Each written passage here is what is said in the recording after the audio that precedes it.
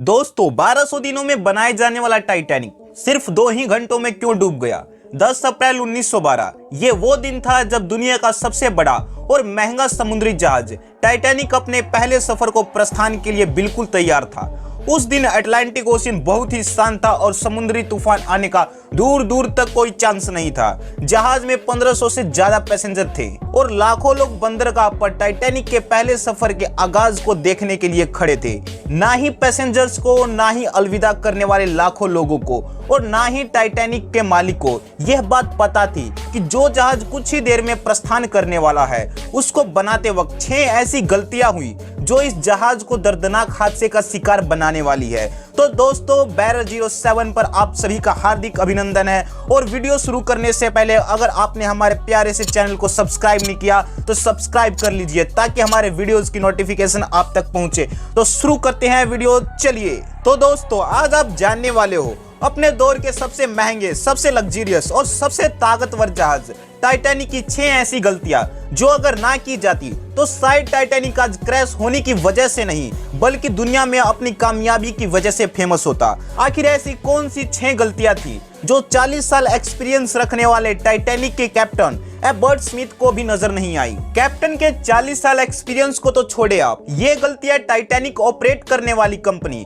The white star line जिसको 107 ship operate करने का एक्सपीरियंस था उसको भी यह बात नजर नहीं आई। और तो और ये गलतियां टाइटैनिक मैन्युफैक्चर करने वाली कंपनी हार्लैंड एंड वर्फ को भी नजर नहीं आई जिन्होंने टाइटैनिक से पहले 500 से भी ज्यादा शिप को मैन्युफैक्चर किया हुआ था। दरअसल टाइटैनिक का कंस्ट्रक्शन 1907 में शुरू हुआ और करीब 3 साल का समय और 2000 वर्करों की मेहनत के बाद जहाज को तैयार किया गया था।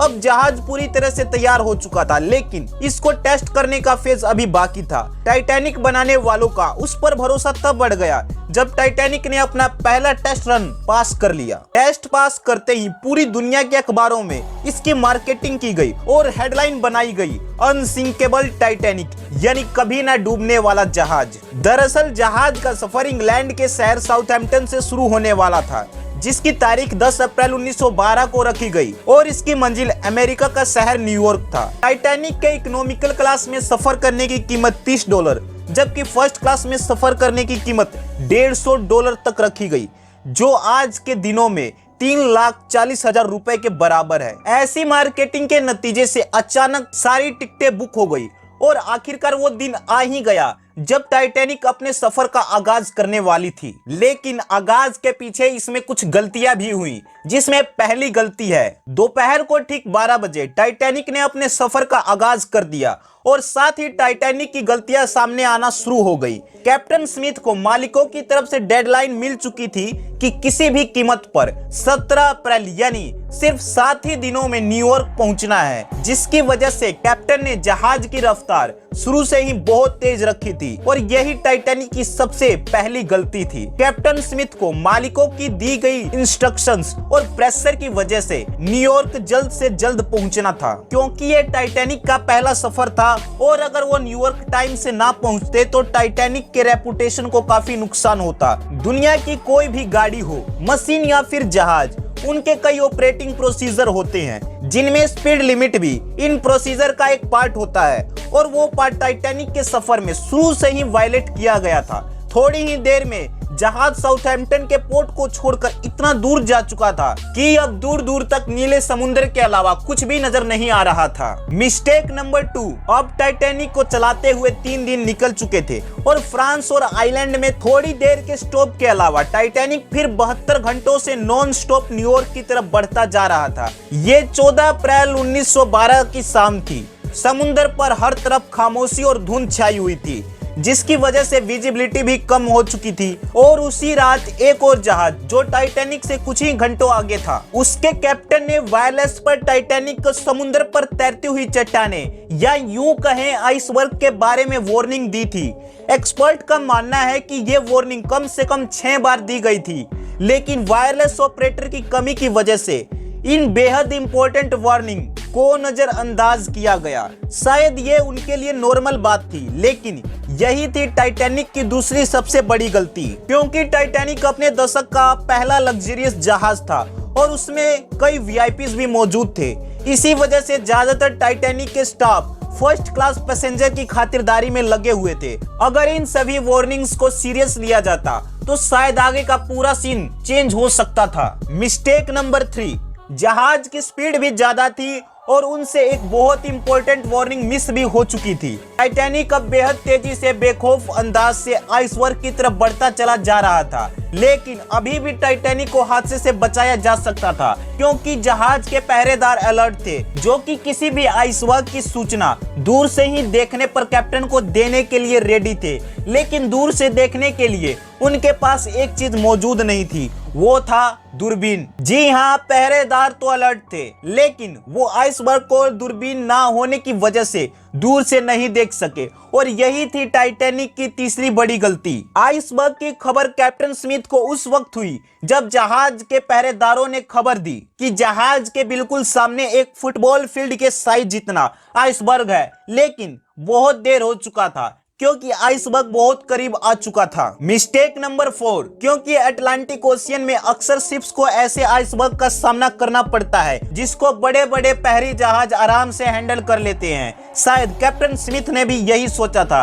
आइसबर्ग की खबर मिलते ही कैप्टन स्मिथ ने इंजन बंद कर दिया और साथ ही टाइटैनिक के रास्ते को बदलने का ऑर्डर दिया। बेशक कैप्टन स्मिथ ने आइसबर्ग से बचने की बेहद कोशिश की, लेकिन डिस्टेंस इतना कम था कि कुछ ही सेकंडों में टाइटैनिक आइसबर्ग के सेंटर से जा टकराया। लेकिन टाइटैनिक को अभी भी बचाने की काफी उम्मीदें बाकी थी। ये उम्मीद बाकी रह गई थी शायद आइसबर्ग जहाज की बॉडी को नुकसान ना पहुंचाए या फिर आइसबर्ग जहाज से टकराते ही खुद ही टूट जाए। शायद होता भी यही। ऐसा ही अगर टाइटैनिक की चौथी गलती अपना काम ना दिखाती। एक्सपर्ट का मानना है कि बॉडी पर जो रिविट्स लगे हुए थे वे स्टील के नहीं बल्कि कास्ट आयरन के बने थे। इन रिविट्स का काम लोहे के बड़े बड़े पीसेस को आपस में जोड़े रखना था, लेकिन चूंकि कास्ट आयरन स्टील से नरम होता है, इसी वजह से जिस जगह आइसबर्ग टाइटैनिक की बॉडी से टकराया वहां के रिविट्स प्रेशर की वजह से खुल गए और फिर वही हुआ जिसका डर कैप्टन स्मिथ को था। मिस्टेक नंबर 5, टाइटैनिक की टकराव एक फुटबॉल फील्ड जितने बड़े आइसबर्ग से हो चुका था और अब जहाज के निचले हिस्से में पानी भरना शुरू हो चुका था। इस खतरनाक मंजर ने पूरे स्टाफ और पैसेंजर को अलर्ट कर दिया था और साथ ही जहाज में मौजूद टाइटैनिक के मालिक जोसेफ बुर्स को भी। बेशक टाइटैनिक में पानी भरना शुरू हो गया था, लेकिन अभी भी टाइटैनिक की बचने की उम्मीदें बाकी थी क्योंकि टाइटैनिक को ऐसे डिजाइन किया गया था कि अगर उसके 3 फ्लोर में पानी भर भी जाए फिर भी यह नहीं डूब सकता। लेकिन बदकिस्मती थी इस जहाज की कि 3 फ्लोर्स को क्रॉस करके पानी अब 4th फ्लोर तक आ पहुंचा था। अब मामला हाथ से निकल चुका था। टाइटैनिक धीरे धीरे ओशियन में डूबता जा रहा था। अब जहाज की फिक्र किए बिना इसमें मौजूद पैसेंजर्स की जान को बचाने का वक्त आ चुका था।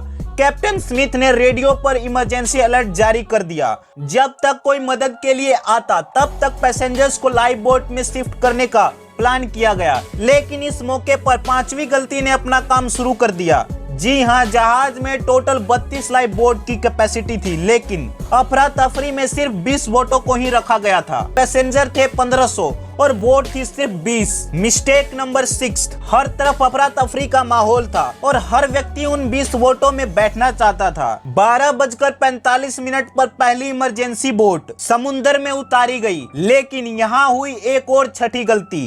अफरा तफरी के माहौल में बोटों को पूरा भरे बिना समुद्र में उतार दिया गया, जिसमें ज्यादातर फर्स्ट क्लास को ही महत्व दिया गया। यानी जो लोग ज्यादा अमीर थे उनको पहले बोटों में बैठाया गया। अगर बोटों में ज्यादा पैसेंजर्स को बैठाया जाता तो कम लोगों की ही जाने जाती। अब जहाज तेजी से समुद्र में डूबता जा रहा था। 2:18 पर शॉर्ट सर्किट की वजह से टाइटैनिक की सारी बत्तियां बुझ गई थी और अगले ही पल जहाज टूटकर 2 हिस्सों में बट गया। वैसे तो टाइटैनिक को समुद्र में पूरी तरह से डूबने में 2 घंटे 40 मिनट का समय लगा और इस तरफ 1500 लोग अटलांटिक ओशियन के ठंडे पानी में ही डूबकर मर गए और उस वक्त पानी का टेम्परेचर -2 डिग्री सेंटीग्रेड था। मतलब अगर पैसेंजर इस ठंडे पानी में छलांग भी लगाते तो बचने का कोई भी चांस नहीं था, क्योंकि ह्यूमन बॉडी इतने कम टेम्परेचर में 30 मिनट से ज्यादा नहीं जीवित रह सकती। कहा जाता है कि मरने वालों की संख्या 1500 से भी काफी ज्यादा थी, क्योंकि जिन लोगों की जहाज के स्टाफ के साथ जान पहचान थी उनमें से काफी लोग जहाज पर बिना टिकट ही सवार हुए थे। जिंदा बच जाने वालों में से सबसे ज्यादा संख्या बच्चों और महिलाओं की थी। दूसरी तरफ कैप्टन स्मिथ था, जिसने अपना सारा वक्त लोगों की जान बचाने में लगा दी और वो आखिरी आदमी था जिसने डूबते हुए जहाज पर से छलांग लगाई और आखिरकार टाइटैनिक पूरी तरह से समुद्र में विलीन हो गया। अगर आपको हमारा ये वीडियो पसंद आया तो इसके लिए एक लाइक और शेयर जरूर करना।